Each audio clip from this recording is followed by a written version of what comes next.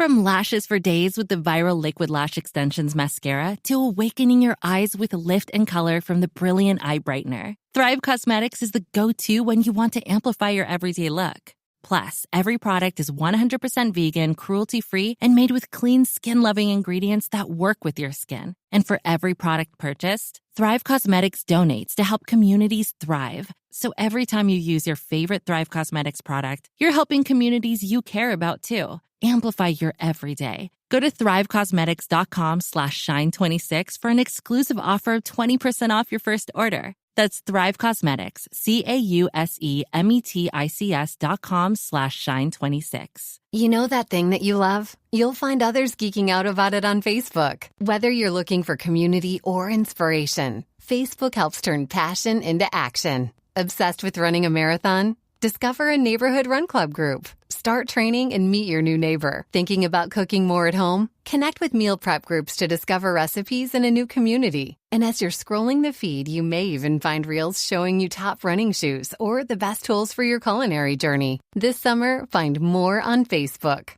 Having the right people in your corner for life's biggest milestones makes all the difference. Like a friend who's there when you're house hunting or checking out a new ride, State Farm is there too, helping you choose the coverage you need. With a State Farm agent, you know someone is there to help you along the way. And with so many coverage options, it's nice knowing you have help choosing a plan that fits your needs, so you can continue celebrating all of life's milestones. Head to statefarm.com to get a quote.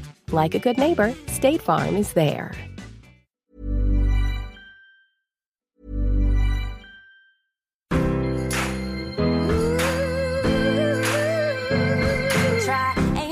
For your tushy, it's made by angels. Soft and strong, budget friendly. The choice is simple. A roll that feels like paradise, and always at a heavenly price. Angel soft, soft and strong, so it's simple. Pick up a pack today. Angel soft, soft and strong, simple. Evening. Buyer's remorse. Buy a new car? I'll be moving in. Let's get started. Sorry, I think there's been a mistake. I bought it from Carvana. You what? Yeah, great price. I even have 7 days to love it or return it. So there's no... No buyer's remorse. More like buyer's rejoice. I guess I'll let myself out. Congratulations. I mean it. Buyer's rejoice. Buy your car today on Carvana. Limitations and exclusions may apply. See our 7-day return policy at Carvana.com.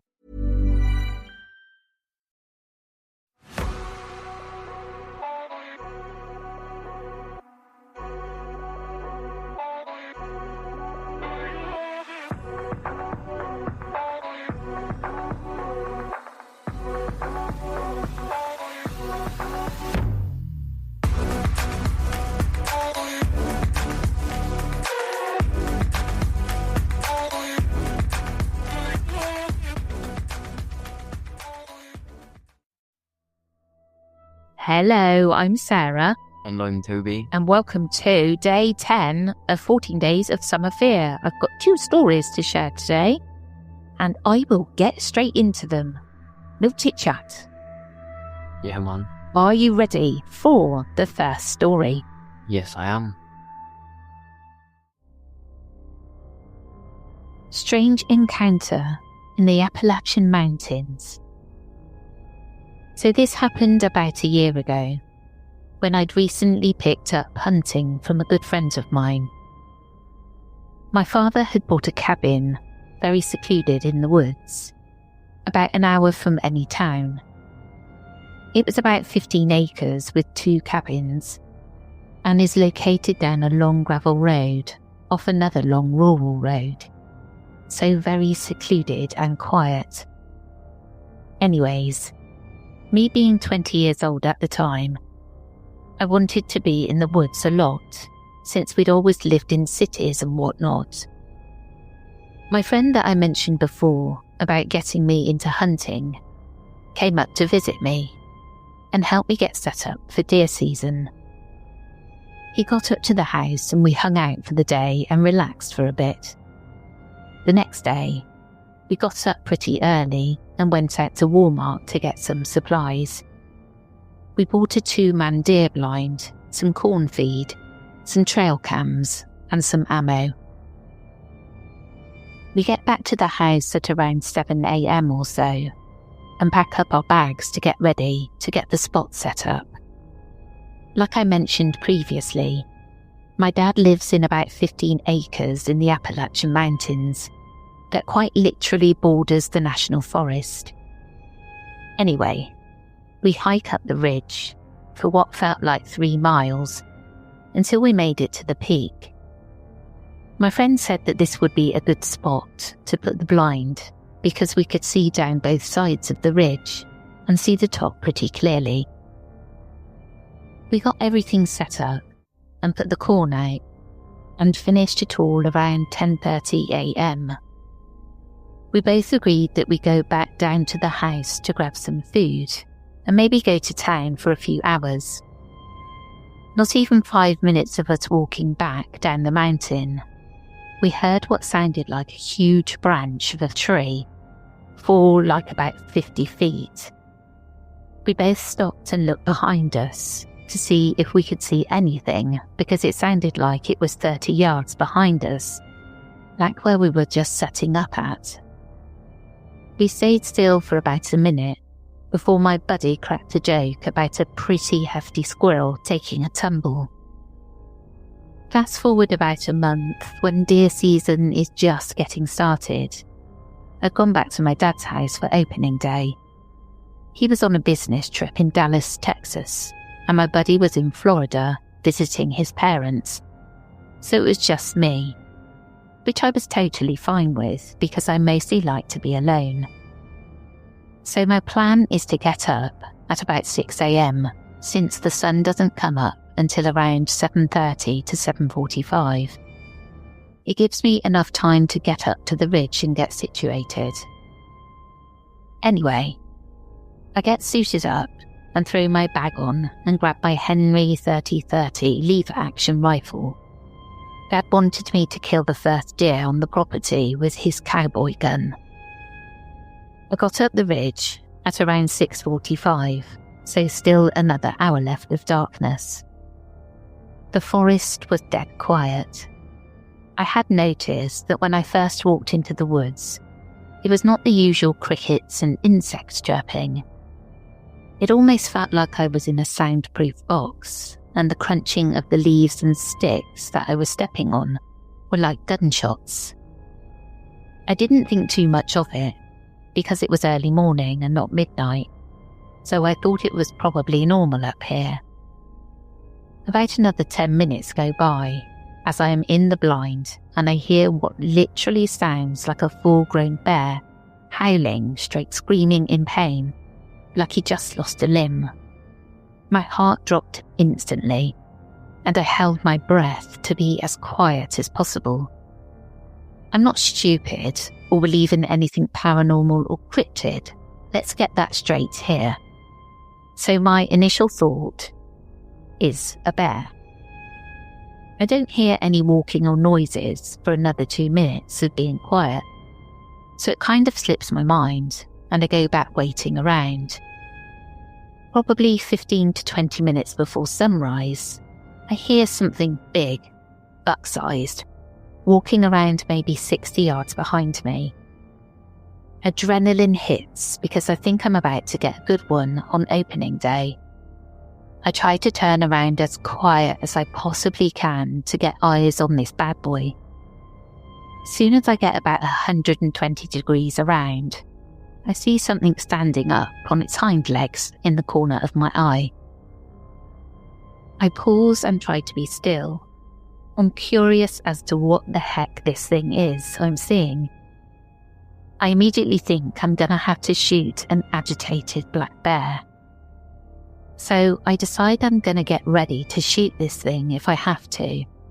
So I complete the full turn while moving my barrel up. I swear as soon as I laid eyes on that monster, it screamed just like I'd heard earlier on.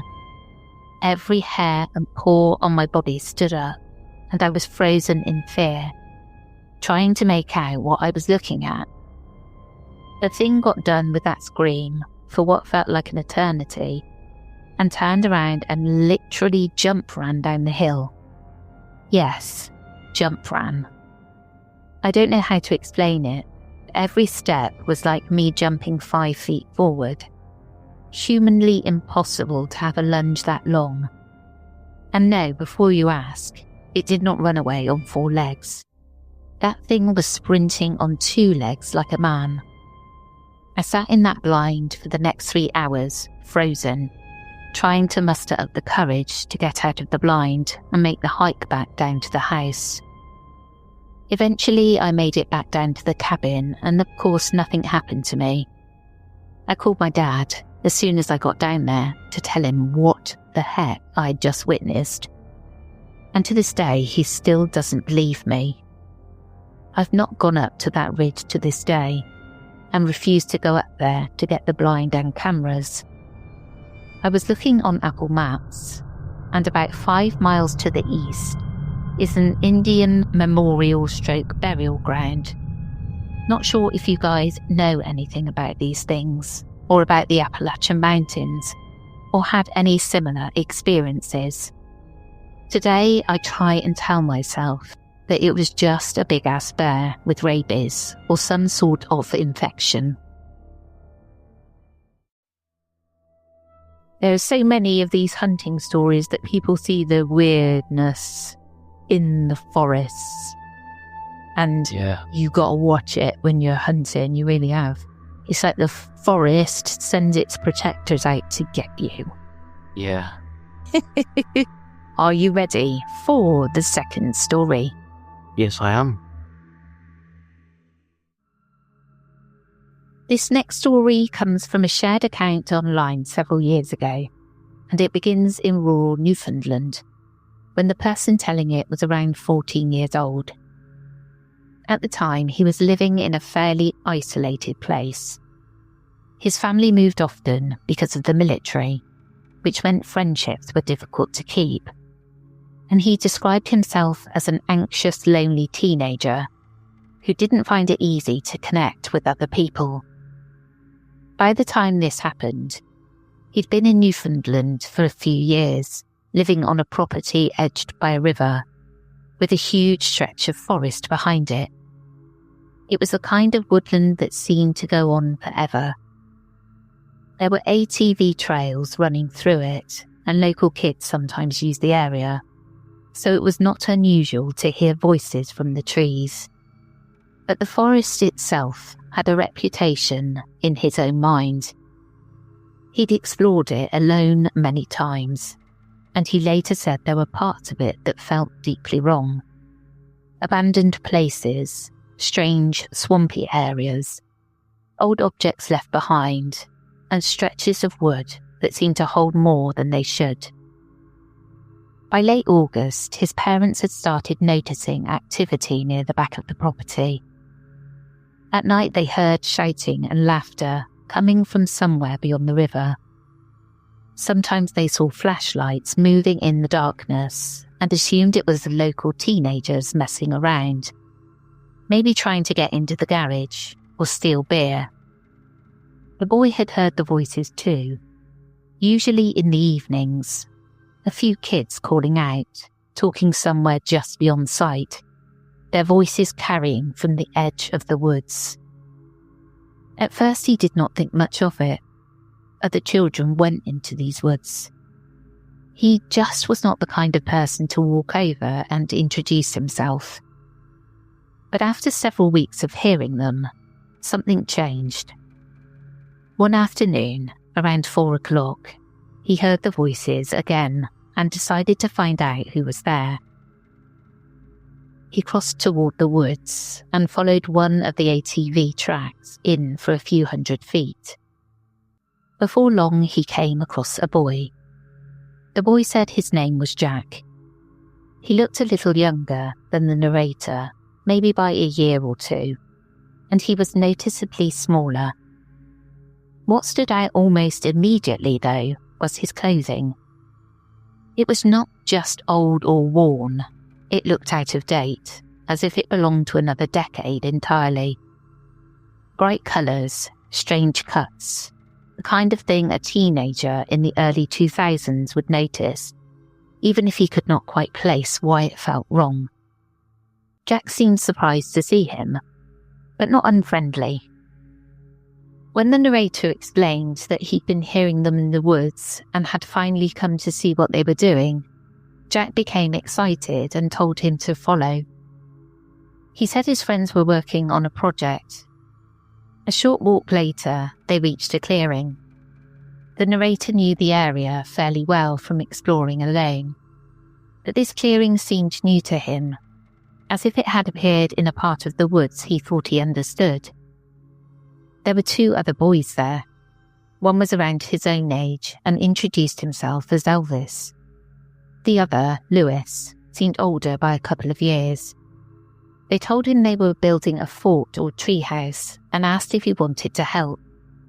For a lonely 14-year-old boy who was rarely invited anywhere, the answer was easy. He said yes.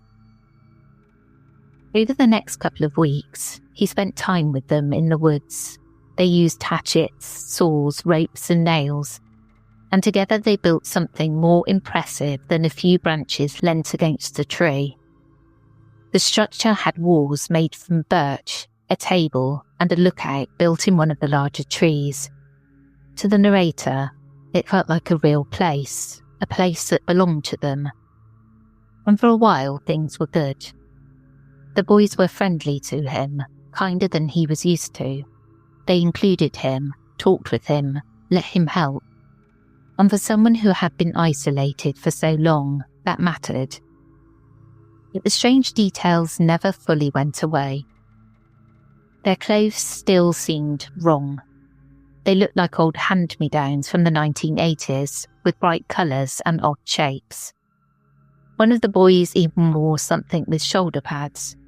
They also wore rubber boots, and despite spending their days in the woods, they often looked oddly clean. Their hair was neat, their clothes were crisp, their skin did not have the normal marks, spots or scrapes of teenagers running around in the forest. They looked, in the narrator's words, almost too new. At the time he found ways to explain it. Maybe they were poor. Maybe their families gave them old clothes. Maybe they were just different. He didn't want to question it too much, because for the first time in a long time, he had friends.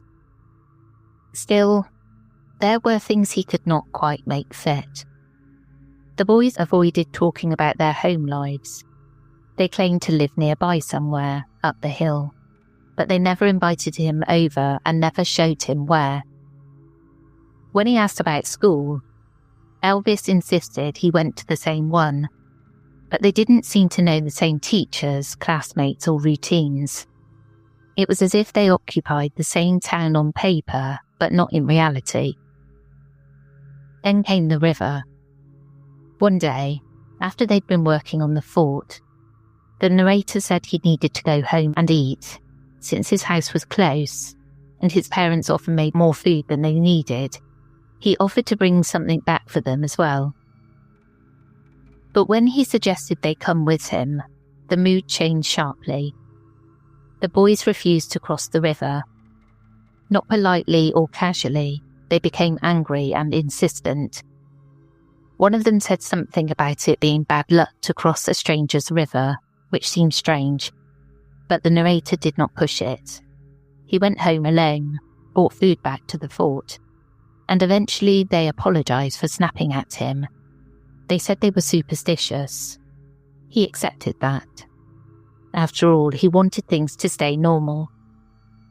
About a week later, he went back to the fort and noticed immediately that something was different. The boys looked unwell.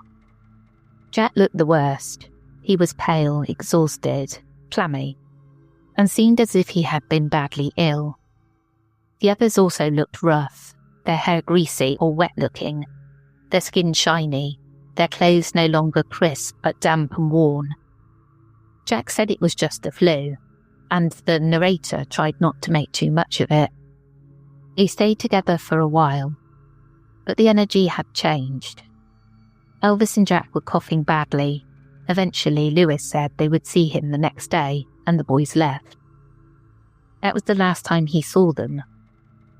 The following day, the narrator returned to the clearing with tools, ready to continue work on the lookout. But when he reached the fort, he found it destroyed. The walls had collapsed, the table was broken, the lookout was almost gone. But what disturbed him most was the condition of the wood. It looked rotten. A structure that had been solid and new only days earlier now seemed as though it had been abandoned for years, maybe even decades. Growth had come up through the floor. The materials looked aged in a way that made no sense. At first he tried to explain it. Maybe someone had found the fort and smashed it. Maybe the boys had done it themselves. Maybe the woods, rain and damp had made it look worse than it was. So he waited. He came back the next day and the next and the next after that. The boys never returned. He waited for about a week before he finally stopped going. He wanted to look for them, but he had no real information. He didn't know where they lived. He didn't know their surnames. He didn't know anyone who knew them. When his parents asked why he was not seeing his new friends anymore, he told them they had disappeared. They assumed the boys had simply moved on or chosen not to include him, and told him he did not need friends like that. But he was hurt. For him, they had been real. They'd been the first people in a long time who'd made him feel wanted. Years passed. By the time he was 29, he was telling his wife about the boys from the woods and the fort they'd built together. In his mind, it had always been a strange childhood memory with a sad ending, nothing more.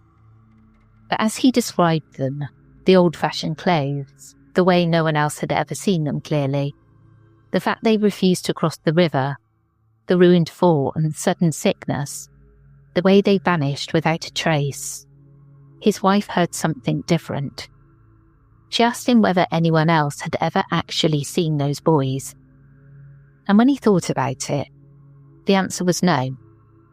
His parents had seen flashlights and heard voices, but they'd never seen Jack, Elvis or Lewis. No one at school seemed to know them. No one could confirm they lived nearby. They never came to his house. They never showed him theirs. And after they vanished, there was no trace of them at all. Only the feeling, years later, that perhaps the friends he had made that summer had not belonged to the living world in quite the way he thought they had.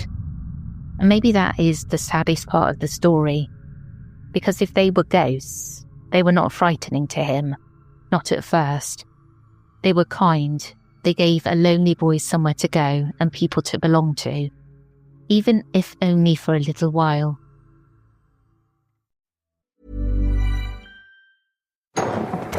Evening. Buyer's remorse. Buy a new car? I'll be moving in.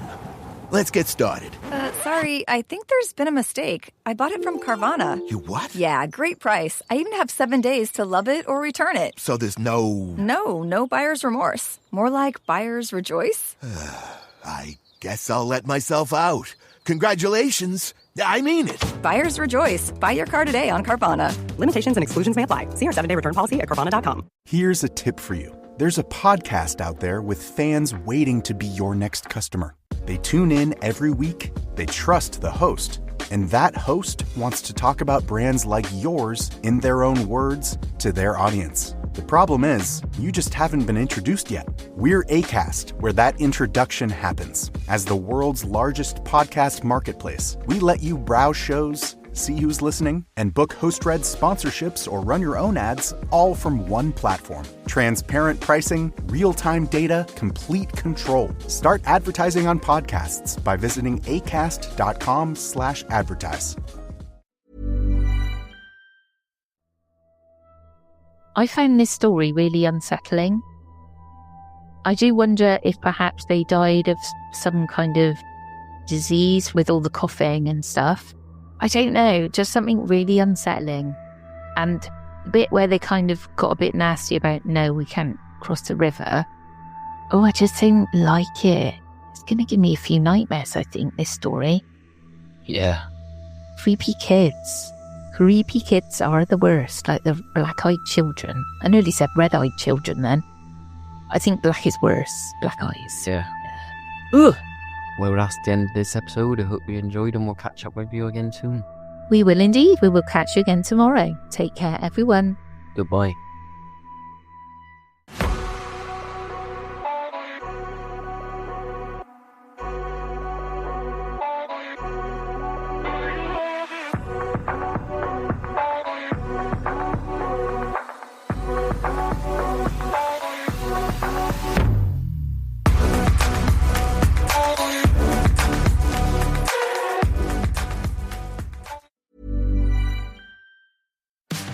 Class is now in session. And the UPS Store is here to help you ace arriving on campus. Our certified packing experts can pack everything you need, from desktops to decor. Plus, when you pack and ship with us, you get our exclusive pack and ship guarantee. Your items arrive safe or your money back. Restrictions and limitations apply. To get a 20% off packing coupon and for full details, visit theupsstore.com/packing. Honey, did you invite the minions over? Well, you know how we talked about getting Wi-Fi from Xfinity? Yeah. I ordered it this morning, was online in minutes, then they showed up. So they just came over to use the Wi-Fi? For what? Better not to know. Get online in minutes with same-day Wi-Fi from Xfinity. Plus, lock in your price for 5 years and see Minions and Monsters only in theaters. Xfinity. Imagine that. Restrictions apply. Not available in all areas. Learn more at xfinity.com/same-day Wi-Fi. On the under $3 menu at McDonald's, a McChicken is $2. Because when you're craving a McChicken, you deserve a McChicken. And now, that McChicken is just $2. Limited time only. Prices and participation may vary. Prices may be higher for delivery.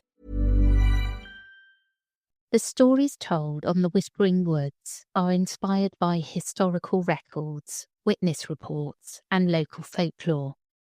While every effort is made to research and represent events accurately, some details, names, and locations may differ from official accounts or have been changed out of respect for those involved. These episodes are created for storytelling and entertainment purposes and should not be considered definitive fact or investigative journalism.